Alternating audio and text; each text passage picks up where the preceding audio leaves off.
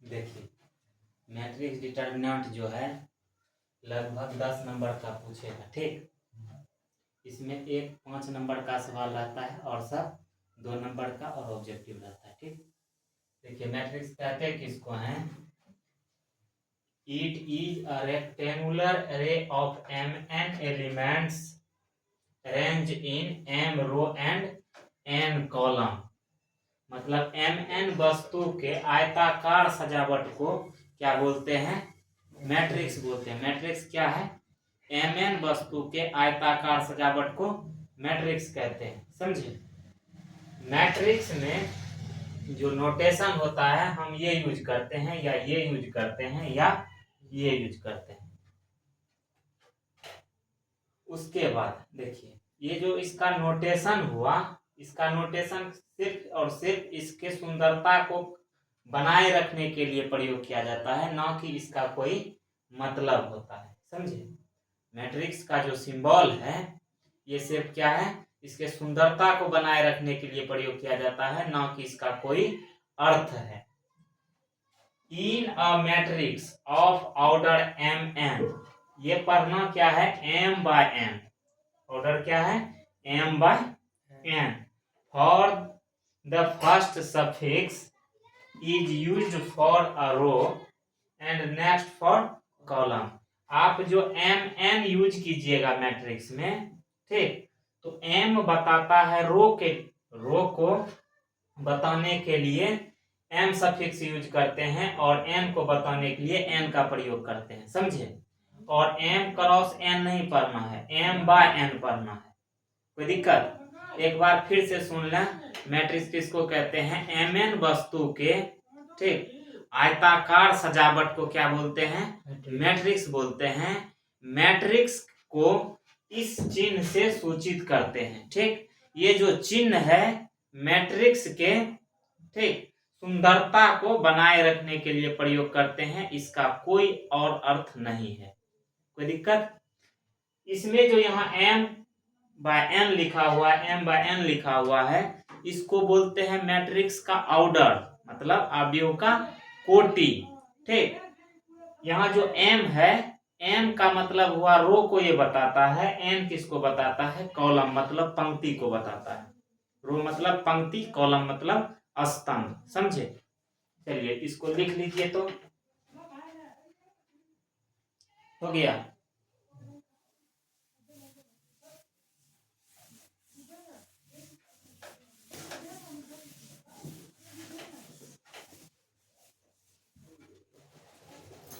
देखिए matrix determinant जो है, खासकर डिटर्मिनेंट वेक्टर और 3D में यूज होगा, ठीक। ऐसे सवाल तो आएगा ही। चलिए एग्जांपल लिखिए। मान लीजिए कहीं पर लिखा हुआ है इस तरीका से 1 2 3 4 5 6 7 8 9। तो देखिए तो इसमें 9 वस्तु है, ठीक, और आयताकार रूप में सजावट है या नहीं है? मतलब ये मैट्रिक्स है, समझे। इसमें देखिए इसको बोलते हैं रो नंबर 1, मतलब पंक्ति नंबर 1, पंक्ति नंबर 2, पंक्ति नंबर 3। इसको बोलते हैं column number 1, column number 2, column number 3। आपको जो यहाँ पर m क्रॉस n लिखा गया था, m बता रहा था पंक्तियों की संख्या को और n बता रहा था स्तंभों की संख्या को। जैसे यहाँ 3 पंक्ति है तो बोलेंगे 3/3, 3 पंक्ति है 3 स्तंभ है, समझे। यहाँ जो ये ब्रैकेट दिया गया है, ठीक, इसका कोई अर्थ नहीं है, ये ताकि इसके सुंदरता को बनाए रखे, इसलिए ऐसा प्रयोग करते हैं। कोई दिक्कत? चलिए इसको लिख लीजिए तो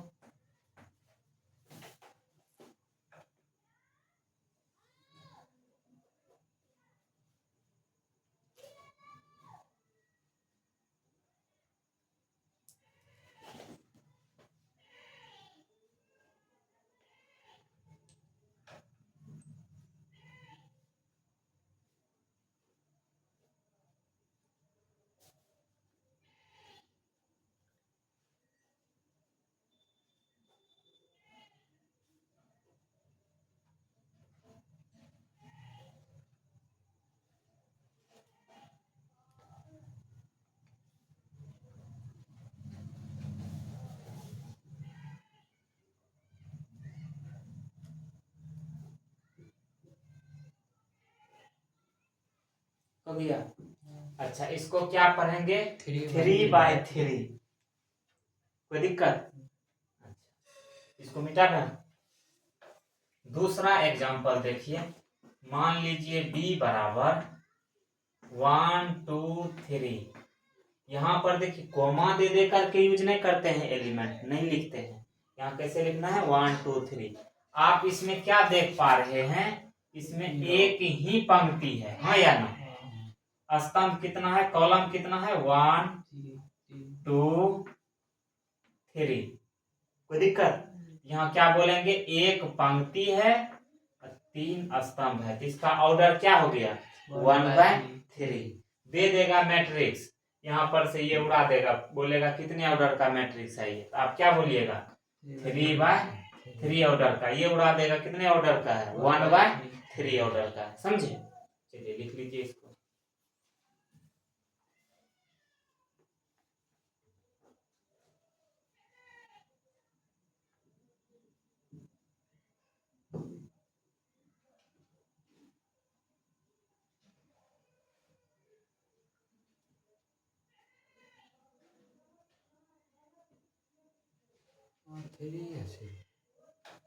C3 होगा, कॉलम नंबर 3।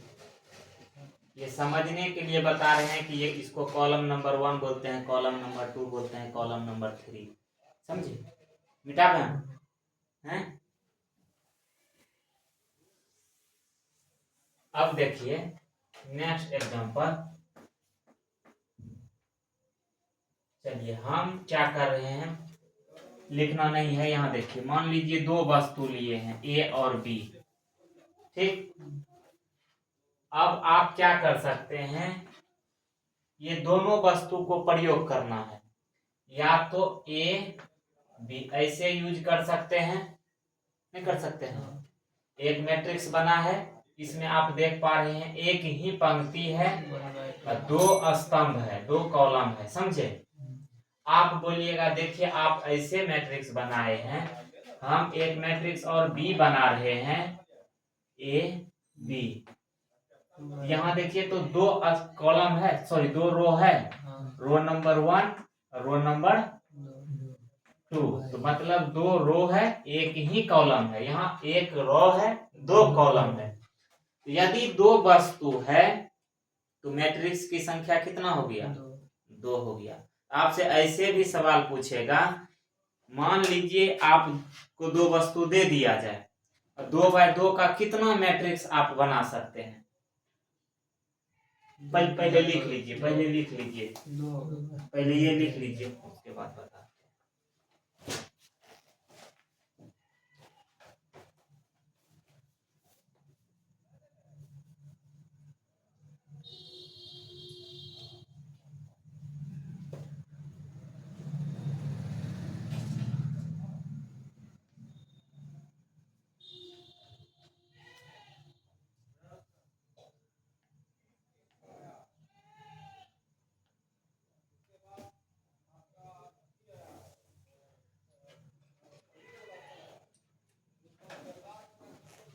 लिख लिए? मिटाना। नेक्स्ट एग्जांपल लिखें।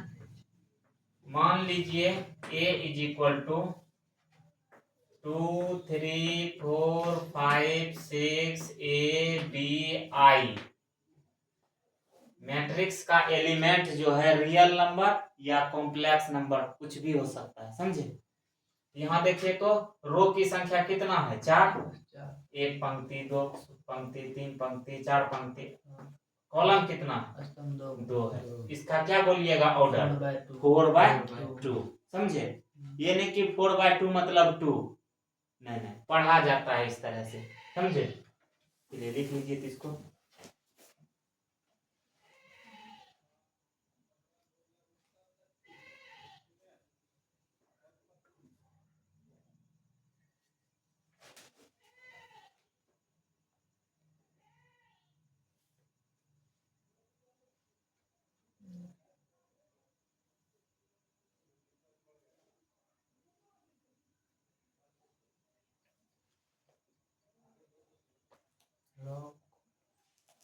कोई दिक्कत नहीं ना?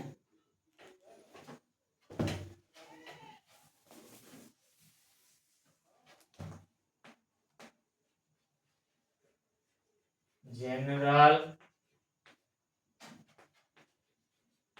Notation of a matrix. Matrix का ऐसे लिखे में general representation of a matrix, इस तरह से।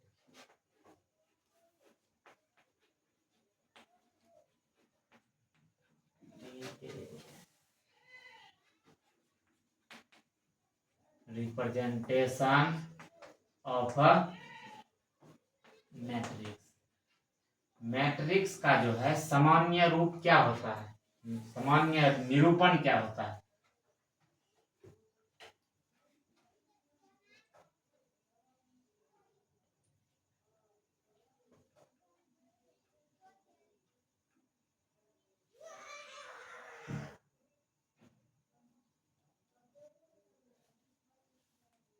लिख लिए, लिखते चलना है।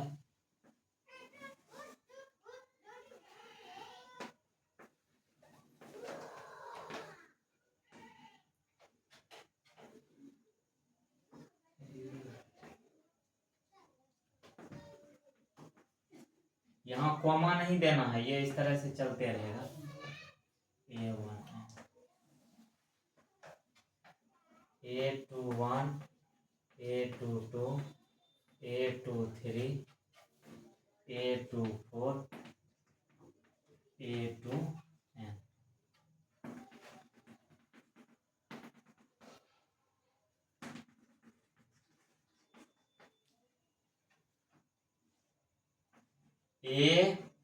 AM1 AM2 AM3 AM4 AM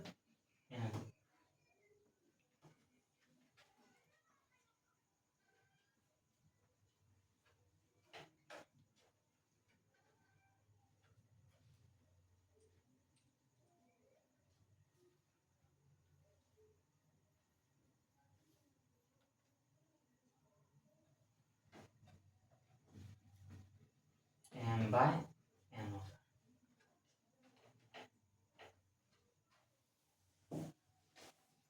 लिख लिए, देखिए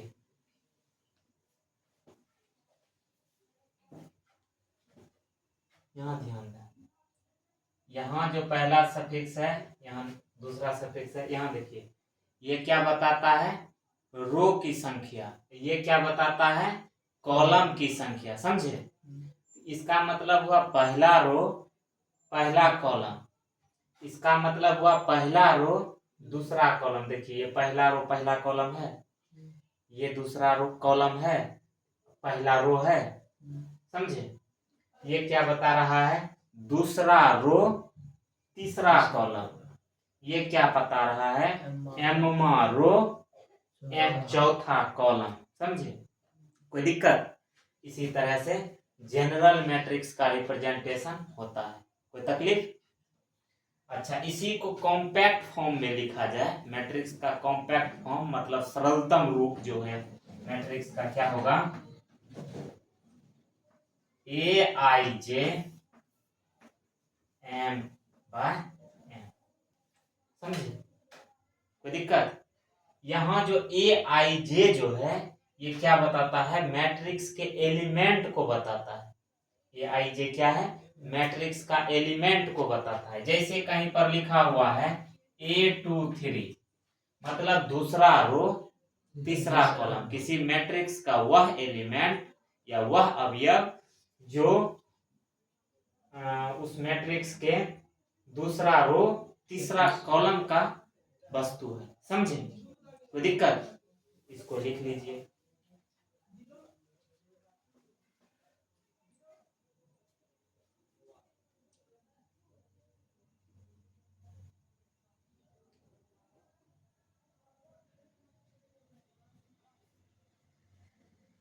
ऑप्शन दे देगा निम्नलिखित में कौन मैट्रिक्स का जनरल फॉर्म है, ठीक, सामान्य रूप है। या तो ये दे देगा या तो ये दे देगा। हमरे विचार से तो यही देगा। कोई तकलीफ नहीं ना मिटा बहन।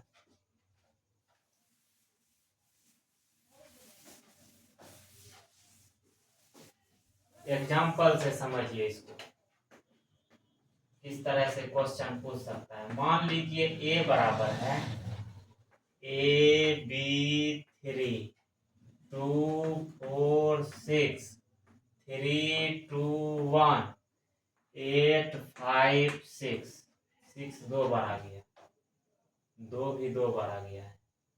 चलिए कोई बात नहीं, रहने देते हैं। आ सकता है एक वस्तु एक से अधिक बार भी आ सकता है।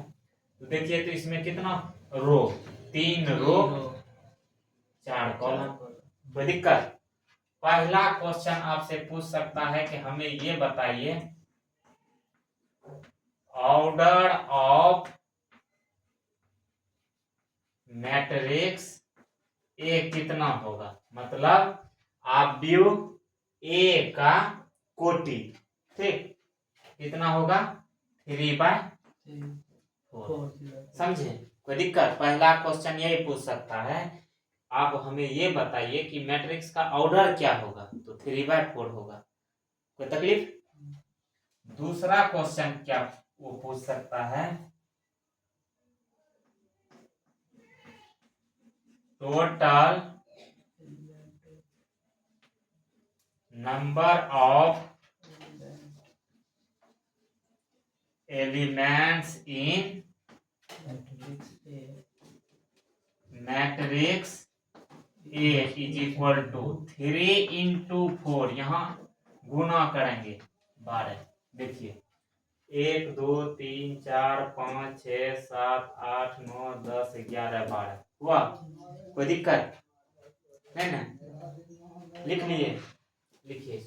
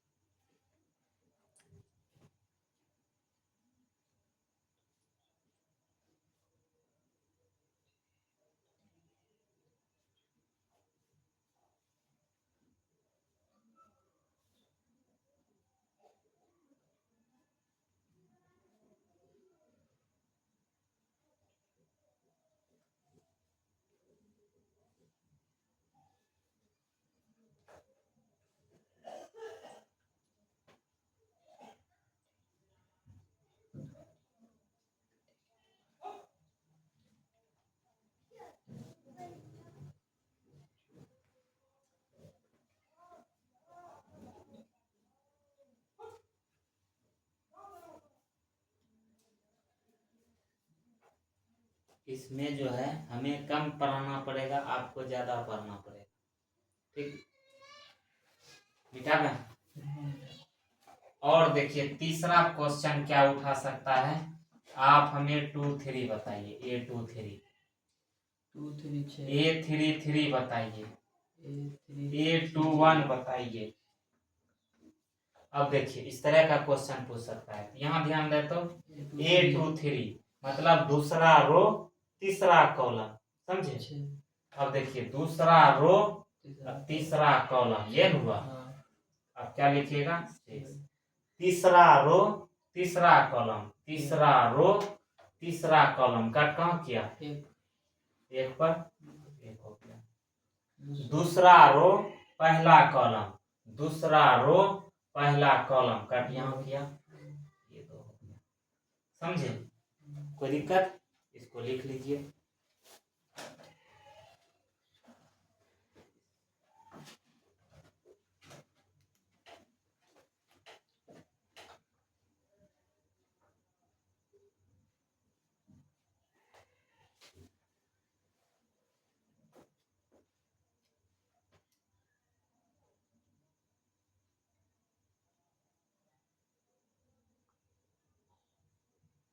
हो गया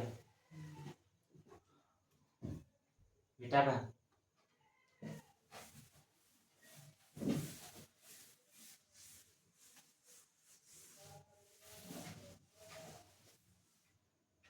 देखिए क्वेश्चन किस तरीका से पूछ सकता है। देखिए सवाल number 1, in the matrix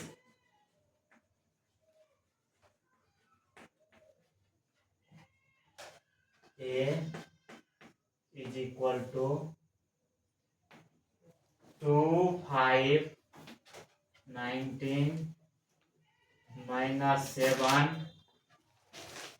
35 minus 2, 5 by 2, 12 root 3, 1 minus 5, 17,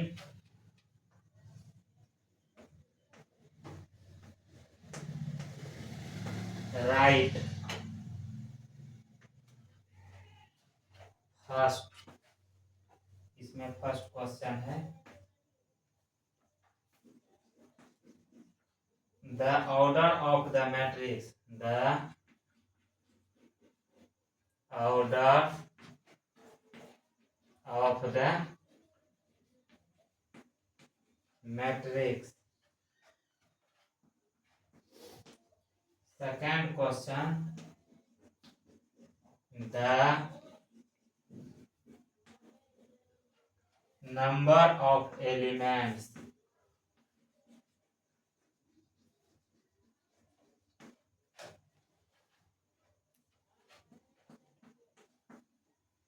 write the elements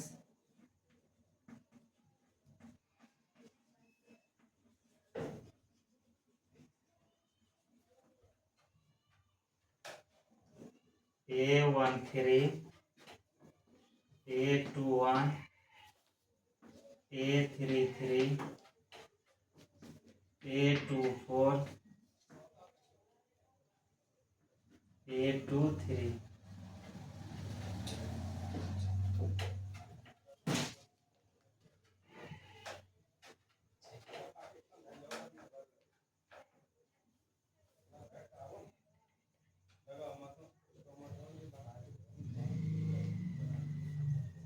लिख लिए।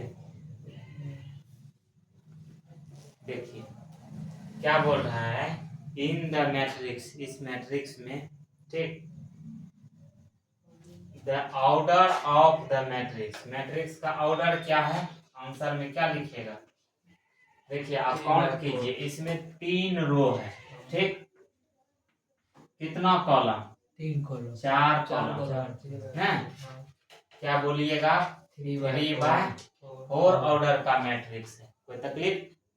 दूसरा हम बोल रहा है the number of elements in A, in A कितना, 3 गुना 4 इक्वल टू,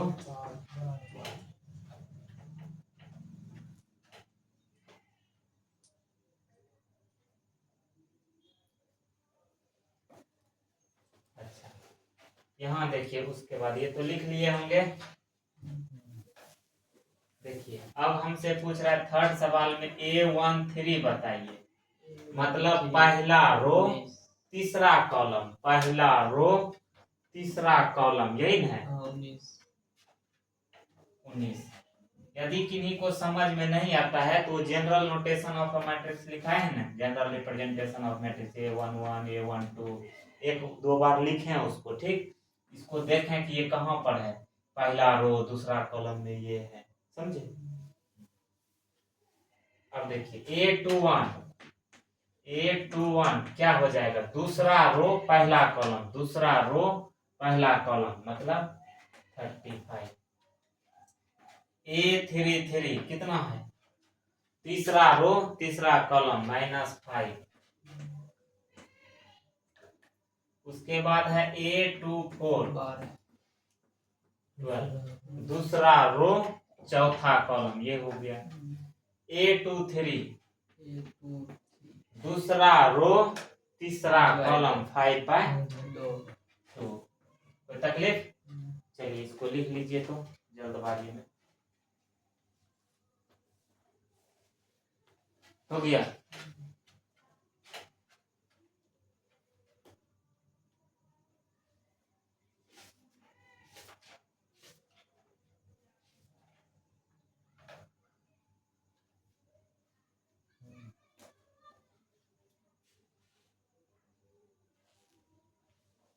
पहले थ्योरी वाला पार्ट को कवर करेंगे, उसके बाद जो है सवाल बताएंगे, समझे।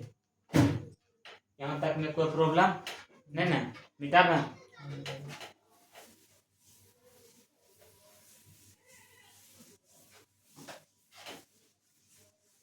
क्योंकि थ्योरी ठीक रहेगा तो अपने से भी बना सकते हैं।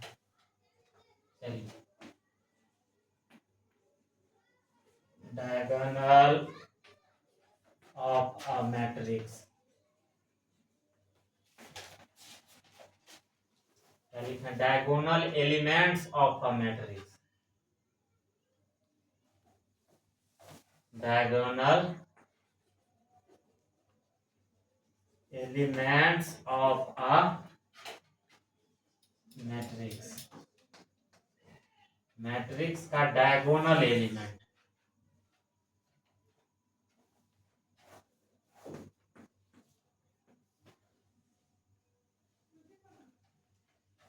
A11, A12, A13, A14, A21, A22, A23, A24, A31, A32, A33, A34, A41, A42, A43, A44, ये 44 है।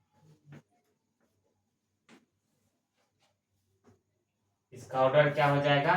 4/4 हो जाएगा।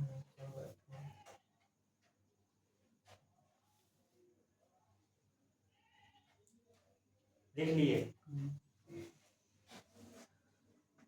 और diagonal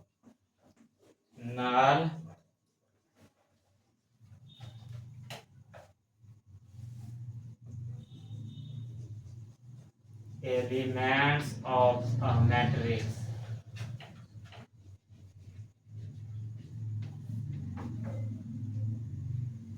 I is equal to J। देखिए, डायगोनल मैट्रिक्स के एलिमेंट के लिए क्या होना चाहिए? I बराबर J होना चाहिए।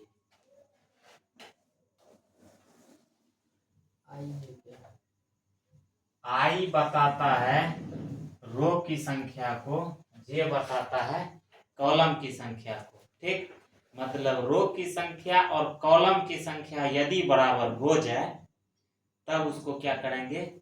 डायगोनल एलिमेंट्स में काउंट करेंगे। जैसे यहाँ पर क्या दिया गया है? A11, चलिए लिखिए इसके नीचे, यहाँ तक लिख लिए।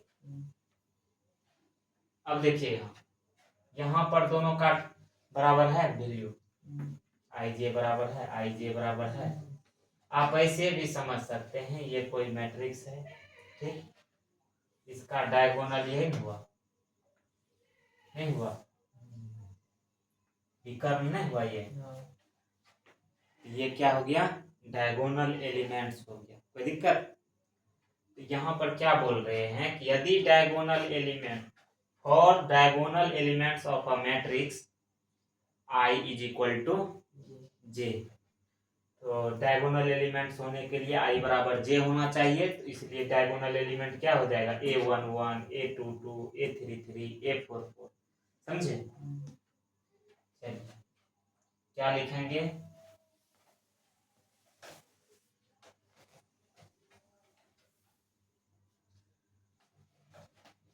In this matrix,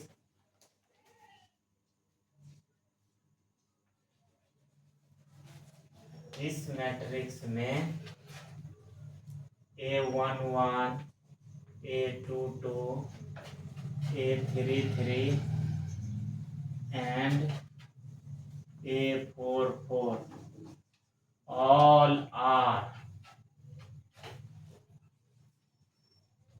diagonal elements.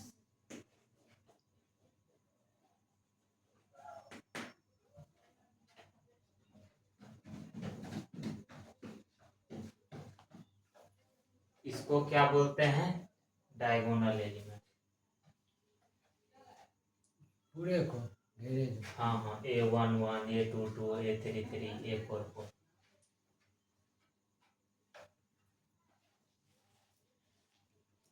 मिटा दें।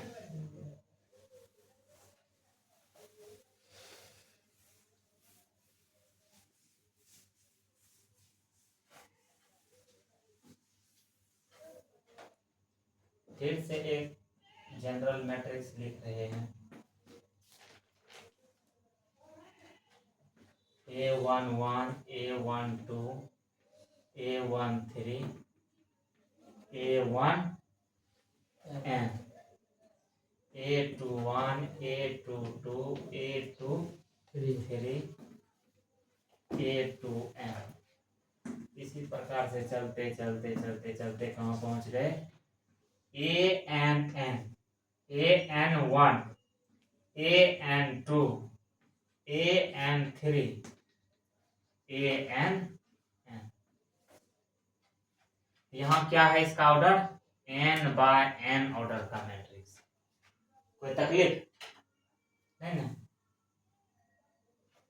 यहाँ जो ये वाला एलिमेंट है i=j वाला, इसको क्या बोलते हैं? प्रिंसिपल डायगोनल बोलते हैं। ठीक,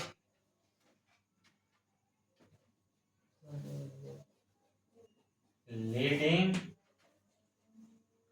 डायगोनल एलिमेंट या प्रिंसिपल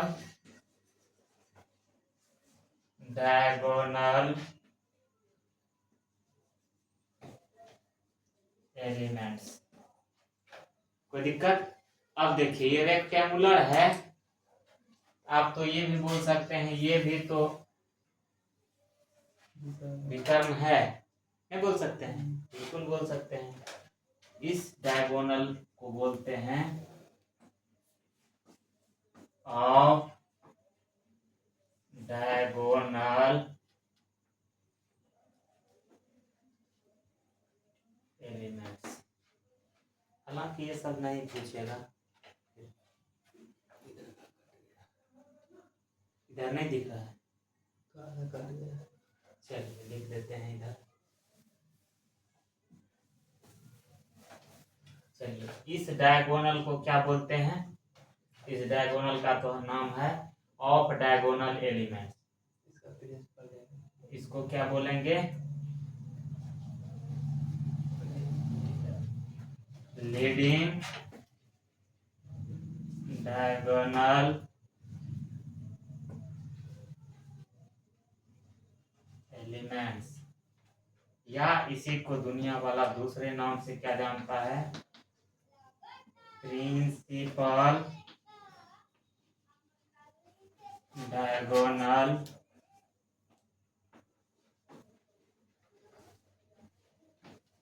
मुख्य विकर्ण अवयव। ठीक,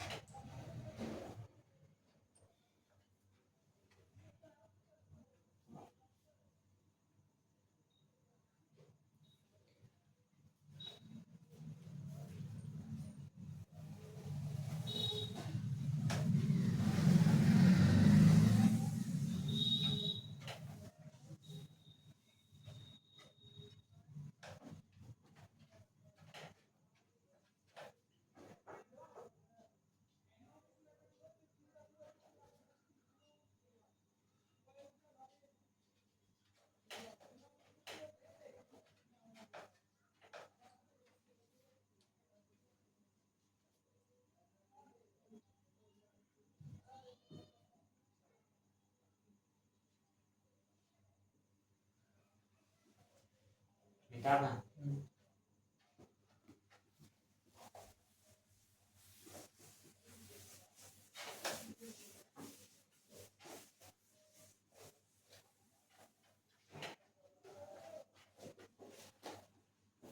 सूड या trace of a matrix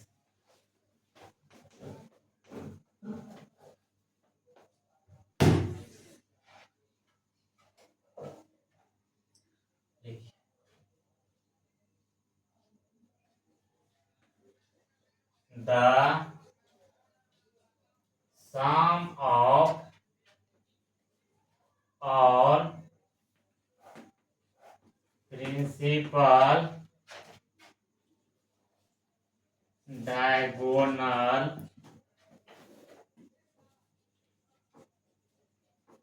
elements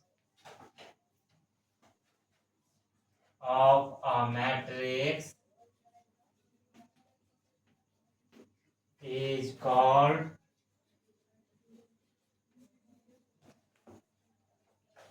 trace of a matrix.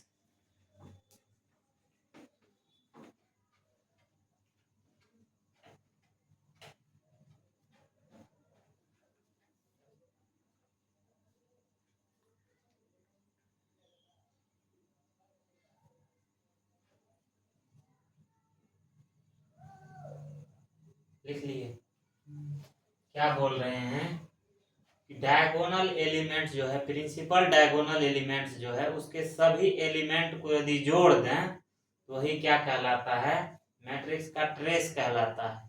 समझे, या सूड कहलाता है। सूड को हिंदी में सूड ही बोलते हैं, ट्रेस को ट्रेस ही बोलते हैं।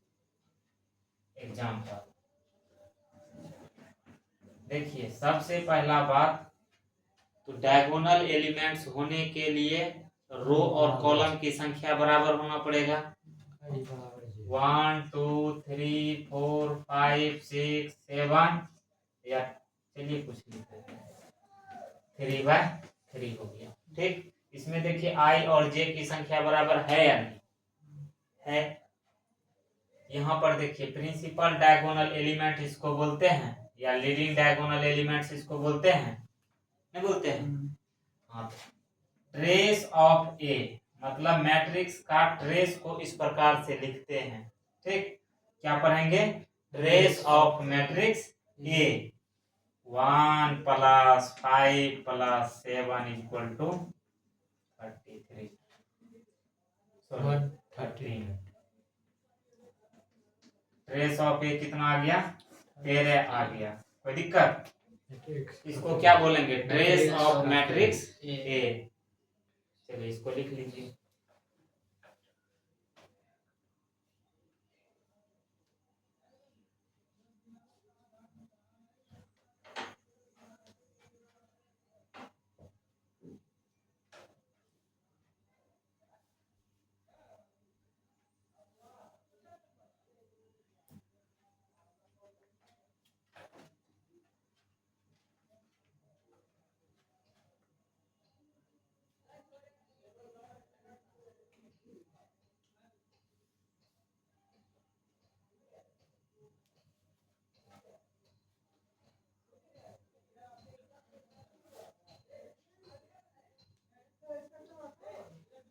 हो गया।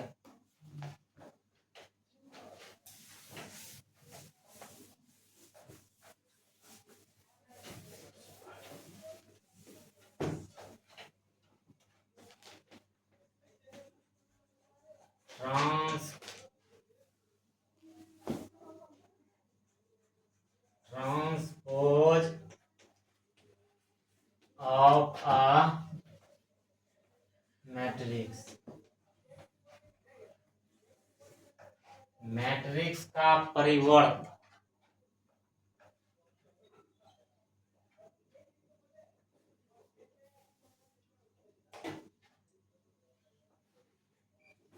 let A be a matrix having element Aij m × n। A बराबर कोई मैट्रिक्स है, then transpose of matrix A is written as या denoted by let A equal to this then transpose of matrix A is denoted by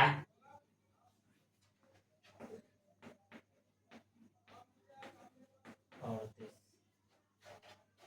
and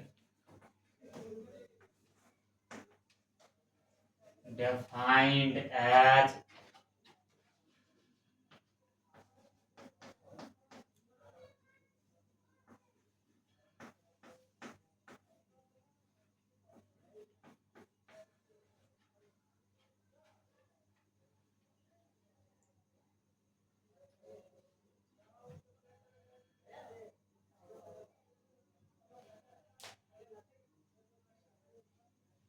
लिख लिए। मान लीजिए कि ए कोई मैट्रिक्स है, ठीक, कोई दिक्कत, एम एन ऑर्डर का है, तो इसके जो ट्रांसपोज होगा उसको ऐसे या ऐसे आप लिख सकते हैं, डिनोट कर सकते हैं। और परिभाषित किस प्रकार से कर सकते हैं, इस प्रकार से। ये है क्या, यहाँ जो रो था वो यहाँ आकर के कॉलम बन गया, जो यहाँ कॉलम था वो रो बन गया, समझे, मतलब ये पलट गया, ऑर्डर चेंज हो गया, जो रो था वो कॉलम बन गया। इसी को क्या बोलते हैं, ट्रांसपोज ऑफ अ मैट्रिक्स। कोई तकलीफ, एग्जाम्पल से समझें। मान लीजिए ए बराबर कहीं पर दे दिया है 1 2 3 4 5 6। आपसे पूछा जाए आप हमें ए ट्रांसपोज बताइए, आप क्या कीजिएगा, यहाँ ध्यान दें। ये रो है, देखिए ये रो नंबर 1 है, रो नंबर 2 है, रो नंबर 3 है। ये कॉलम में कन्वर्ट हो जाएगा, जैसे 1 2 ये कॉलम में बदल गया, ये दूसरा कॉलम में बदल जाएगा, ये तीसरा कॉलम में बदल जाएगा, समझे, मतलब ये इस तरह से। कोई तकलीफ, पहला रो जो था वो पहला कॉलम बन जाएगा, दूसरा रो जो था वो दूसरा कॉलम बन जाएगा, तीसरा रो जो था तीसरा कॉलम। आप यहाँ देख पा रहे हैं यहाँ का ऑर्डर क्या है, 3/2 है, यहाँ क्या है 2/3 है, समझे। इसमें 3 पंक्ति 2 स्तंभ, यहाँ 2 पंक्ति 3 स्तंभ। कोई दिक्कत, ये उलट जाता है, मिटा दें।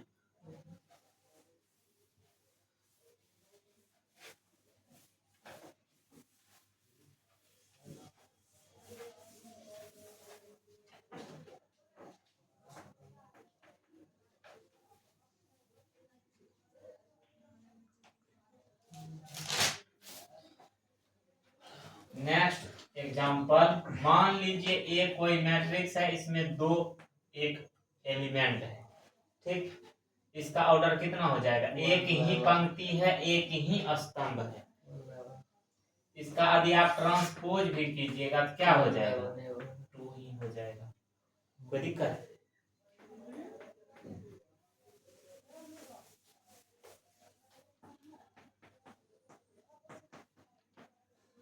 One A B C2 PQRS, ठीक, ए ट्रांसपोज निकालना है तो आप क्या कीजिएगा, जो रो है उसको कॉलम में बदलना है, 1AB C2P QRS, समझे। आपको कोई मैट्रिक्स दे देगा, बोलेगा कि इसका ट्रांसपोज निकालना, तो निकाल लेंगे।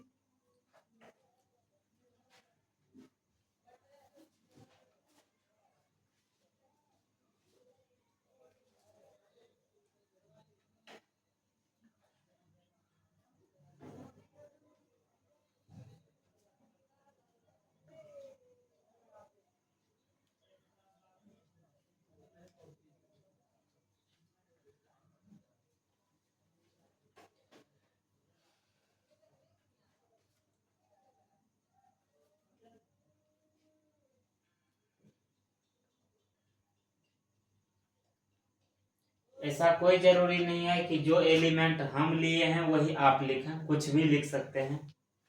ठीक, यही सब का एलिमेंट जो है इसके अंदर आप कुछ भी लिख सकते हैं एग्जाम्पल में, कोई दिक्कत मिटा दें।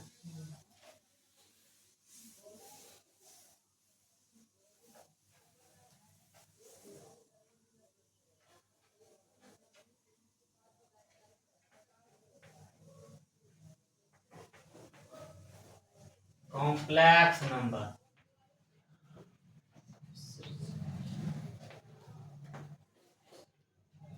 सम्मिश्र संख्या,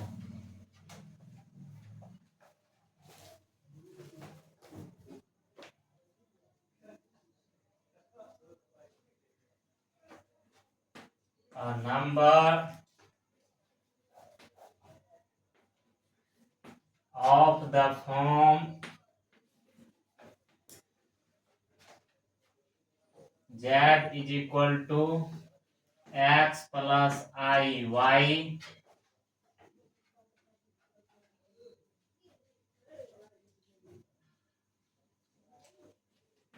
is called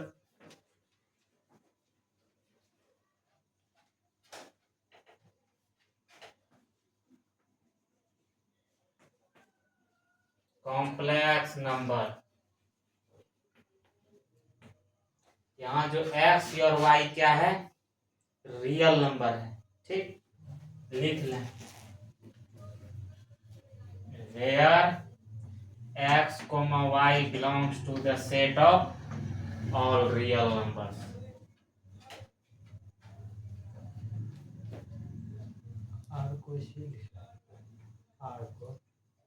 आर वास्तविक संख्या का समुच्चय है। एक्स और वाई के जगह 10, 20, 50, 100, √2 ये सब हो सकता है, समझे। एग्जाम्पल क्या बोले हैं, कोई भी नंबर को आप x प्लस आई वाई के रूप में यदि लिख देते हैं, इस नंबर को क्या बोलते हैं, कॉम्प्लेक्स नंबर। जैसे चलिए ये लिख दिए तो कोई बात नहीं, नेक्स्ट लिखिए 5 प्लस 2i, इसको आप ऐसे लिख सकते हैं 5 प्लस i इंटू 2। देखिए तो ये कॉम्प्लेक्स नंबर है या नहीं है, इस फॉर्म में है।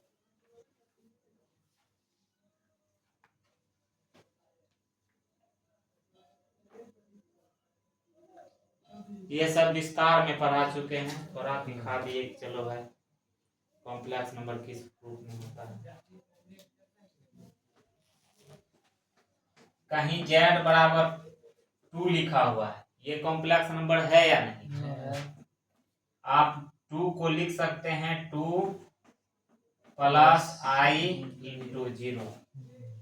देखिए कॉम्प्लेक्स नंबर किस रूप में है, ये समझे, मिटा दें।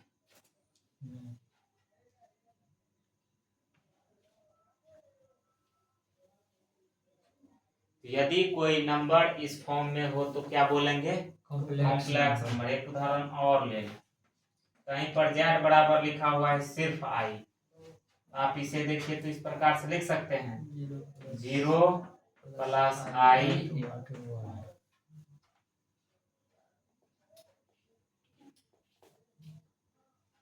और एक उदाहरण, z बराबर कहीं 0 लिखा हुआ, आप इसे 0 प्लस i 0 लिख सकते हैं, ये भी कॉम्प्लेक्स नंबर है। इसको 0 कॉम्प्लेक्स, इसको हाँ, कोई प्रत्येक रियल नंबर कॉम्प्लेक्स नंबर हो सकता है, लेकिन कॉम्प्लेक्स नंबर रियल नंबर हो जाए ये कोई जरूरी नहीं। ठीक, जैसे 0 रियल नंबर भी है, कॉम्प्लेक्स नंबर भी है। 1 कॉम्प्लेक्स नंबर भी है, रियल नंबर भी है, समझे। मिटा दें। कॉम्प्लेक्स नंबर उसको समझेंगे कैसे। यदि कोई इस फॉर्म में नंबर लिखा हो तो उसको क्या बोलेंगे, कॉम्प्लेक्स नंबर। देखिए जैसे तब क्या बोले, 2 भी कॉम्प्लेक्स नंबर। हाँ 2 नहीं है, देखिए मान लीजिए z बराबर 2 लिए है ना, तो 2 को इस प्रकार से नहीं लिख सकते हैं आप, x प्लस i y का रूप ले लिया, इसका नाम है प्योरली रियल, इसको बोलते हैं प्योरली इमेजिनरी कॉम्प्लेक्स नंबर, इसको प्योरली रियल कॉम्प्लेक्स नंबर। दो को क्या बोलेंगे? Real part of Z. One को क्या बोलेंगे? Imaginary part of Z. ये सब बहुत विस्तार से बता चुके हैं।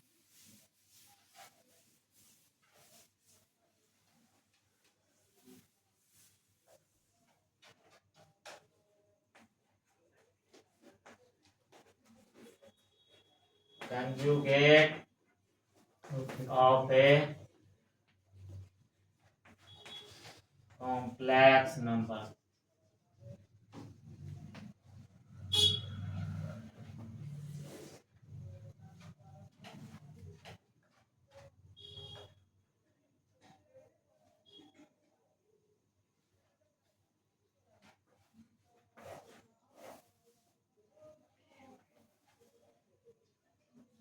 मान लेते हैं कि z बराबर है x plus I Y, then its conjugate is denoted by z bar and defined as z bar is equal to x minus I Y. ये माइनस है।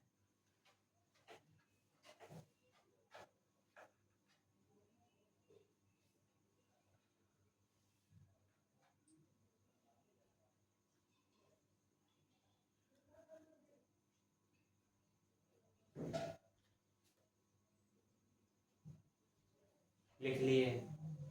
देखिए क्या बोल रहा है, यदि कोई नंबर इस रूप में है तब इसका कंजुगेट कैसे लिखेंगे? ऐसे लिखेंगे और ऐसे परिभाषित करेंगे। समझे? मतलब इमेजिनरी पार्ट का जो साइन है वो चेंज हो जाएगा। यदि वो प्लस में है तो माइनस हो जाएगा, माइनस में है तो प्लस हो जाएगा। समझे? जैसे मान लीजिए z बराबर कहीं लिखा हुआ है 2 प्लस 3i, आप इसे लिख सकते हैं 2 प्लस आई 3, नहीं लिख सकते हैं? तो 2 माइनस आई, ये क्या हो गया? z का कंजुगेट हो गया। समझे? चलिए लिख लीजिए।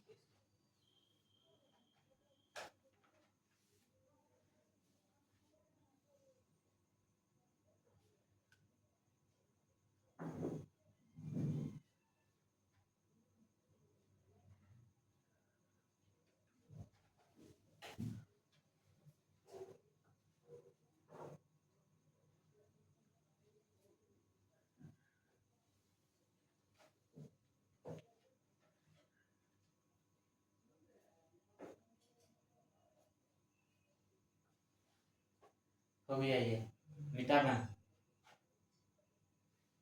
चलिए, यदि कोई नंबर इस फॉर्म में है तब इसका कंजुगेट ये होता है। समझे? नेक्स्ट एग्जांपल लिखें।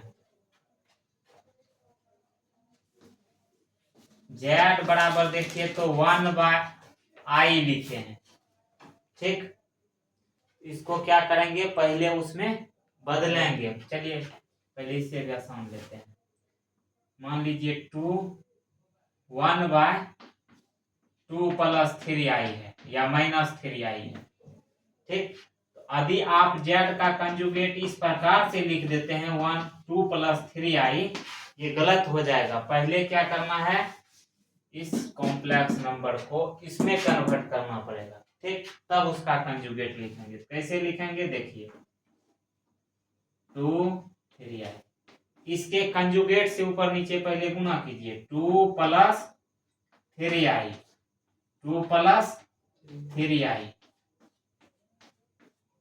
ए माइनस बी इंटू ए प्लस बी। ऊपर तो आ रहा है 2 प्लस 3i, नीचे देखिए प्लस ए स्क्वायर मतलब 4 माइनस बी स्क्वायर, तो 3i का स्क्वायर कीजिएगा तो क्या हो जाएगा -1। देखिए अब वहां से यहाँ लिख रहे हैं, ये z बराबर चल रहा है तो z बराबर क्या हो जाएगा, ऊपर में दिख रहा है 2 प्लस 3i, नीचे में 4 माइनस 3 का स्क्वायर 9 और i का square, z is equal to 2 plus 3i 4 plus 9, चूंकि i स्क्वायर का मान -1 होता है, -1 से गुना करेंगे तो ये हो जाएगा, तो z बराबर क्या हो गया 2 प्लस 3i बाय 13, तो z is equal to 2/3 plus 2 by 3 3 plus i 3 by 13। अब देखिए z बराबर x प्लस आई वाई का रूप ले लिया, अब इसका कंजुगेट लिखेंगे तो 2/3 माइनस आई 3/13, ये 13 होगा ना। चलिए ये समझे, ये नहीं दिख रहा है, यहाँ तक दिख रहा है, ये लाइन दिख रहा है, चलिए यहाँ तक पहले लिखिए।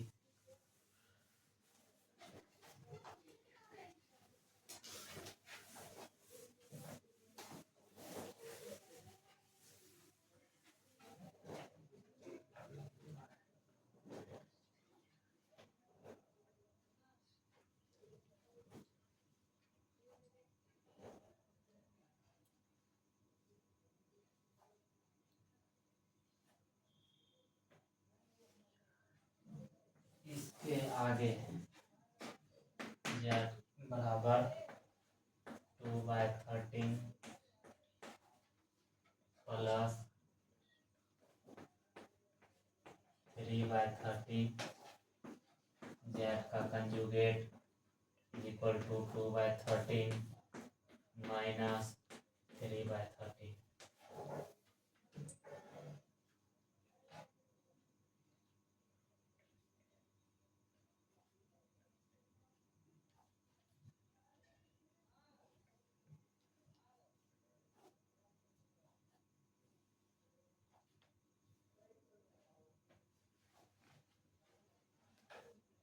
लिख लिए मिटा में, ये समझ में आया कंजुगेट, किसी कॉम्प्लेक्स नंबर का कंजुगेट कैसे निकालेंगे ये पता चल गया।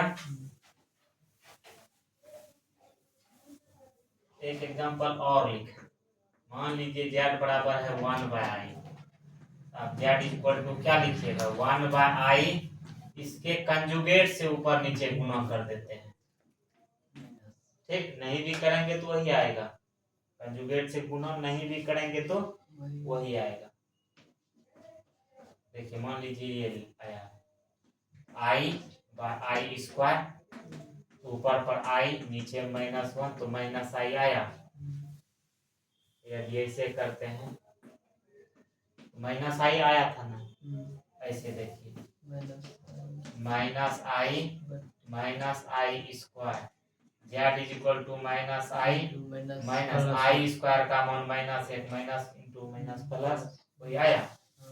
यहाँ देखिए z बराबर क्या हो जाएगा, ऊपर पर -i, नीचे क्या हो जाएगा -i स्क्वायर, चूंकि i स्क्वायर का मान -1 तो माइनस माइनस प्लस, मतलब -i, तो z को हम क्या लिख सकते हैं 0 प्लस i -1, चूंकि z बराबर होता है x प्लस आई वाई, प्लस सिंबल दिए। अब देखिए इसका कंजुगेट लिखना है तो क्या बोलेंगे 0 minus i 1 into i, i समझे, प्लस के जगह माइनस दिए हैं पर